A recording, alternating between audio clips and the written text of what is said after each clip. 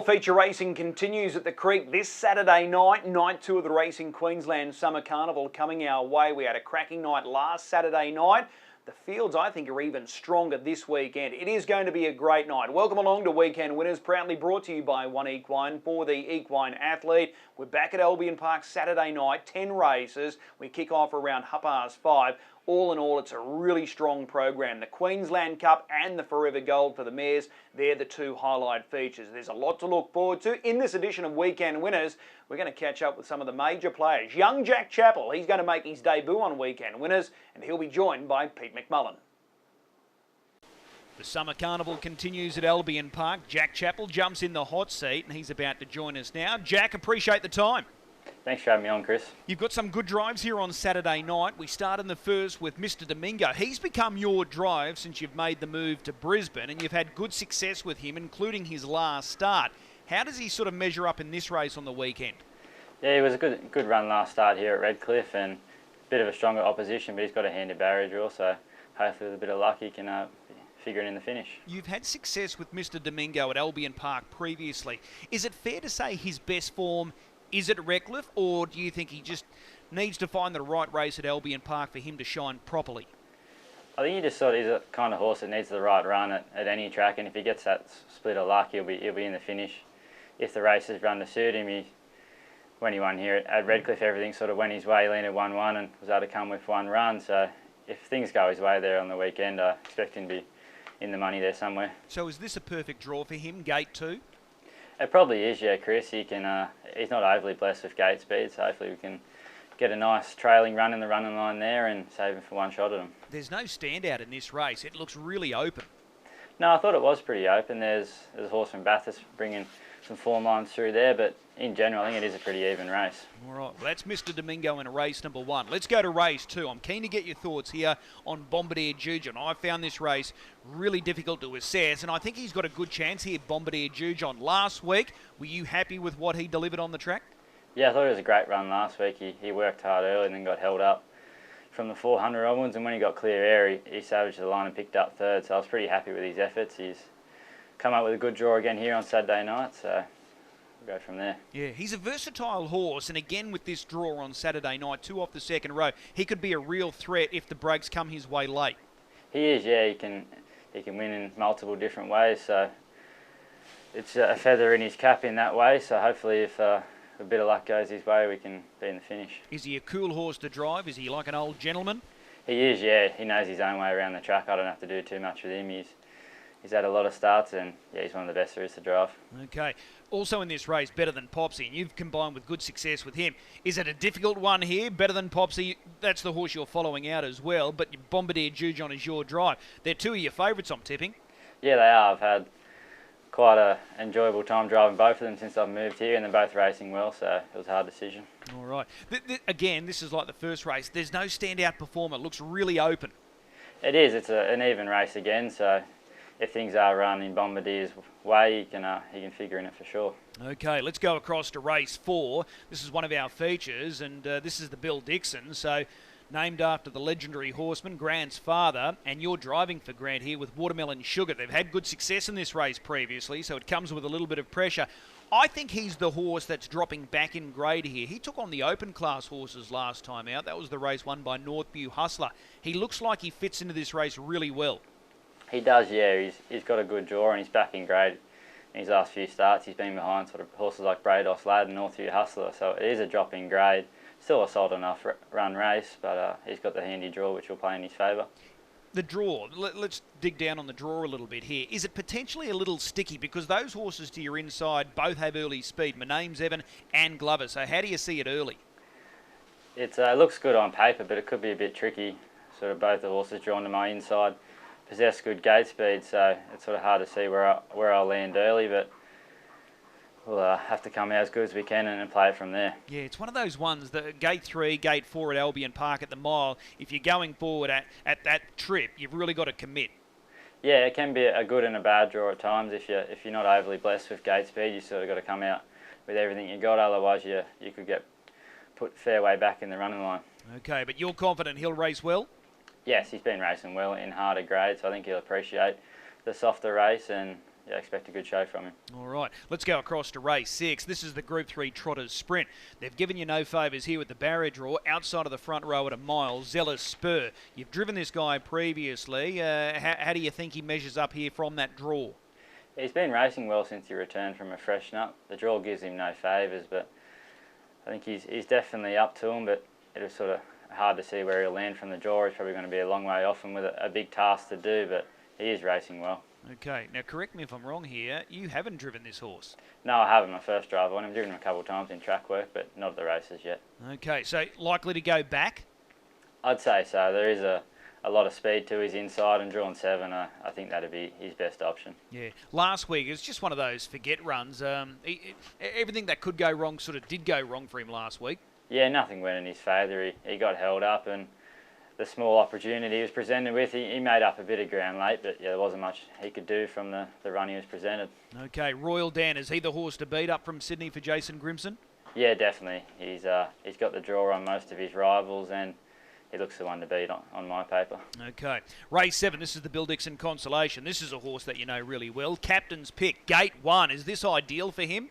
It is, yeah. He has been racing well just without the barrier draw to really take advantage of a race. So barrier draw definitely plays in his favour, and he should be amongst them for sure. All right, so how does this race play out early? He gets off the gate well. There's good speed to your outside. Ideally, where would you like to be positioned?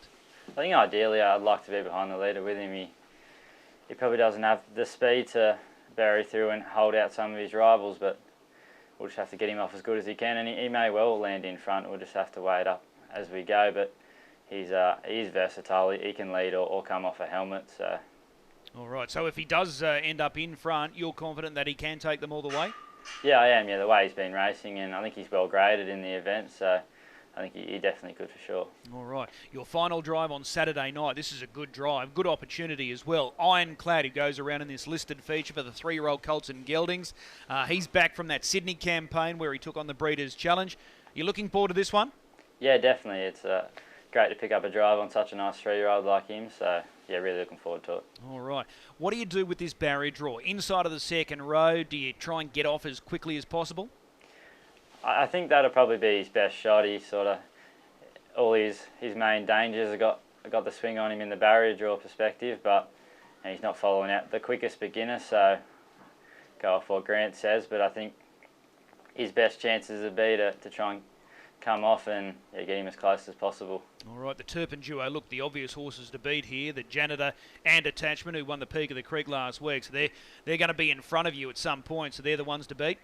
Yeah, for sure. They've got the good barrier draws and going to land handy position, so we're going to have a task to try and come wide and catch him, but he's racing well, and he's a handy 3-year-old, so hopefully we'll be thereabouts. All right, you're doing a super job here in Brisbane. It'd be great to pick up a feature race win on the weekend, though, wouldn't it?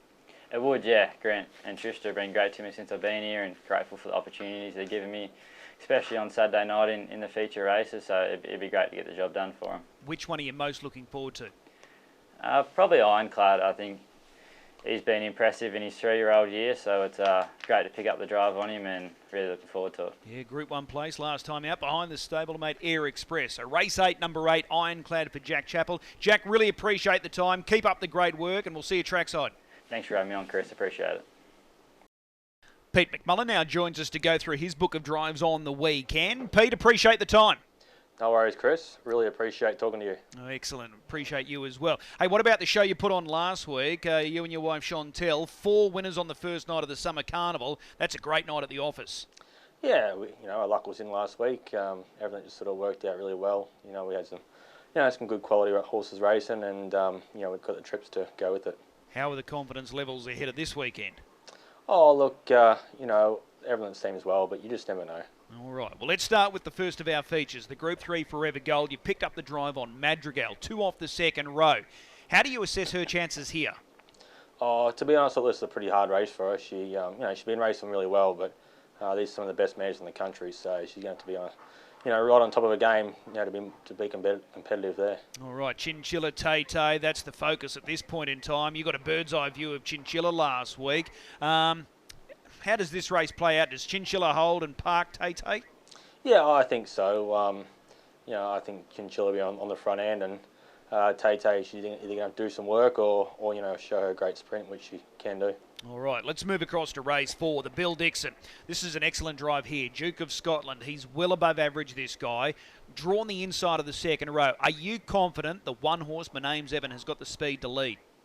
Oh, look, he's a go-forward horse and, does have good gate speed. So, we haven't got many options, so we just got to, hope that it all works out well for us. All right, well, let me ask this question. If he does lead My Name's Evan and you're right on his back, can they hold you out in the home straight? Oh, look, it just depends on, how well we sort of get in the sprint lane and how much momentum we sort of have when we get there. But, we do think a lot of Duke of Scotland and, to be honest, we sort of thought this was a perfect race for him and the barrier draw probably wasn't ideal. Okay. He trialled really well recently, and then he stepped out in that super fast free-for-all, which was won by Always Smoke and over was a heat seeker. That form line speaks for itself. So he's clearly the horse to beat here if everything goes to plan. Yeah, that's correct. All right. Is there anything else coming up for him that you're looking at? No, not really. We just sort of take one race at a time and just sort of see where he fits with his ratings and that sort of thing, and just try and maximise his earning potential. All right. Let's move across to the Queensland Cup Group 2 feature for the open class performers. Black Sedance. What a run that was last week. He was enormous running second. How did you assess the run and how's he been since? Yeah, no, we were super pleased last week. We just weren't sure exactly where he was, but from hitting the line that good, it was really pleasing, and everything sort of suggests that he'll run a great race again this week. Okay. So last week, what was the mindset going into that race? Because given his barrier draw and being a mile, most just sort of dismissed him. But how did you go about it? And what was the plan of attack with Black Sedance? To be honest, it was just one of the things. Obviously, the barrier draw was against us, and we were just in the hands of the gods a little bit, and we knew they were going to go fast, and once we switched back to the fence, I didn't really know where we were going to be, and got a clear run top of the straight, and he really let down great. But he's just a horse that loves fast pace, and that's what happened last week. And it doesn't matter if he's on the front end or coming off it. When they're going hard, he really loves it. Yeah. So have we sort of pigeonholed him a little too much throughout his career? When we think of Black Sedance, we think he's got to be up in the thick of the action on the front end. But he's done that before, where he can just rattle a quarter and just hit the line so strongly like he did last week. Yeah, definitely. He's just a bit sort of big and gangly, I suppose, and his change-up speed is not great. But if they're going fast the whole way, he doesn't need to change his sort of speed. He can run through a line like, better than probably most horses can. Yeah. So how does this race shake out on Saturday night? You're drawn gate 3, turn it up. He's a hand-up horse nowadays. So do you expect him to cross Jim RT and in turn release you? Oh, that's the map that I was sort of hoping was going to happen. Stranger things that happen though. Yeah. What about Always Smoking? He missed last week. He was a late scratching. Obviously, he's taken no harm. Where does he get to from gate 4? Oh, look, I think he's in for a tough trip, but, he's sort of proved of recent times just how good he's going, so, I'm sure he'll be thereabouts. All right. Were you always driving Black Sedance here? Yeah, this week I was. Last week before Always Smoking, so I had a bit of a doubt over his head there, and, I'd sort of planned on driving Always Smoking and sort of made a last-minute change, but, this week I was always sticking with Black Sedance. Okay. The Trotters Sprinters race 6, top of the moment. He draws gate 1. Were you pleased when you saw that draw for him? Yeah, we were. Obviously, he was scratch sick there a few weeks ago too, but all seems well. And, he's a horse probably not quite up to these, but with his speed with the right trip, he can be dangerous. Oh, he was lethal last time out winning. Probably luck went his way in saying that, but just the way he finishes off. For a furlong, he's as quick as most trotters going around. Yeah, definitely. He's sort of, his point-to-point speed's better than most trotters I've ever driven, so if he's close enough and hasn't done much in the run, he can really be, very lethal. Are you confident that he trots smoothly and he's comfortable throughout here from barrier 1? Oh, we just cross our fingers, hope for the best there, but, that's all we can do. All right, Royal Dan, he's the key horse here. He comes back to Queensland after that DJA. He ended up missing the final. Is he the obvious horse to beat? Yeah, obviously he is, but, it's a, short course and, some good quality trotters in there, so I think the whole field is going to be hard to beat, to be honest. All right. So are you confident with him or not? Oh, look, it just depends on his behaviour and, I think if we're second fence, I think it'll work out all right. So, yeah, we'll just see what happens and hope he races well. Okay, race 8, you had the choice of 2 drives here, and it wouldn't have been easy, I'm tipping. The Janitor, who's back from that Victoria Derby campaign, and Attachment, who blitzed them last week in the peak of the creek. Let me ask this question with Attachment first up from last week. Was that a PB? Yeah, I think it was. I was super pleased with his run in the triad, a few months ago. I thought that was probably, his best performance, even though he only finished, I think, 4th there. So, but obviously winning the night and winning a feature race, you have to probably say that's the best so far. So was it a difficult choice to make here? Yeah, a little bit. I was, we've got a good opinion of the Janitor, and he can be a bit quirky. So, I was sort of always leaning that way. Whether or not it's the best chance, I'm not sure, but time will tell. Okay, the market says he's the pick of them, but when you start looking at this field, Attachment, he's a brilliant gate speed horse. You know better than anyone. If he gets an easy lead here, I know it's 2100. He's going to prove hard to catch. Yeah, well, I'd picture him on the front end. He's so fast off the gate, and as I said, the triad, he was over 2100 that night, and he ran it out really good. So, yeah, I think he's going to take some catching. All right, the Janitor has a recent victory over Ironclad, who's the other key runner here, and he's got an awkward draw the inside of the second row. So just with the Janitor, since he's been back from Melbourne, all okay and he's trained on well? Yeah, everything's really good. He didn't handle Melton all that well that night, but since then he's been great. So, hopefully everything's going to go good Saturday night. Okay, so hoping for a 1-2 result there in that race. That would be perfect if it did happen. All right, well, let's hope for a 1-2 result here in race 9. RDB Mickey, and she's full of spirit. Let me ask this question. RDB Mickey was just unbelievably good last week, downing Chinchilla. You had the choice. You could have gone to the Forever Gold or this race. How close was that call? Oh, no, this was always the plan to go the 3-year-old race. And we knew Jason was bringing some good mares up, and, barrier draw was going to be so important in the open mares, whereas this way we just sort of felt she was probably going to be a bit more of a standout. So, we always sort of planned on going this way. Okay, she's incredibly fast. Yeah, she's a top filly, and, we're just very fortunate to be able to have her. Okay, so how does this race play out? Do you want to lead? Are you looking for cover? What are your options here?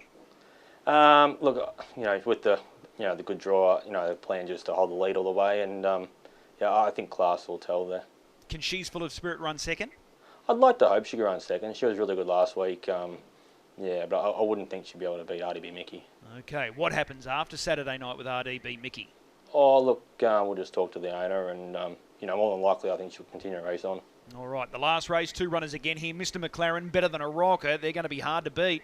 Yeah, obviously both horses have been racing really well, and, both got good barrier draws. So, they look like they're, very good chances. Plan A with Mr. McLaren to lead? Yeah, it definitely seems like he's a better horse on the front end, so that's the plan, yeah. All right, what's the pick of your drives apart, and don't say RDB Mickey, so what's the obvious one for you? Oh, look, I'm really pleased with the entire book, so, hopefully we can get one winner. If we get more than that, I'd be happy. So, just really pleased to be there Saturday night with a couple of good chances. All right, well, you're the man with a hot hand. 4 winners last Saturday night. Here's hoping it's something similar. Appreciate the time. We'll see you trackside. No worries. Thanks, Chris.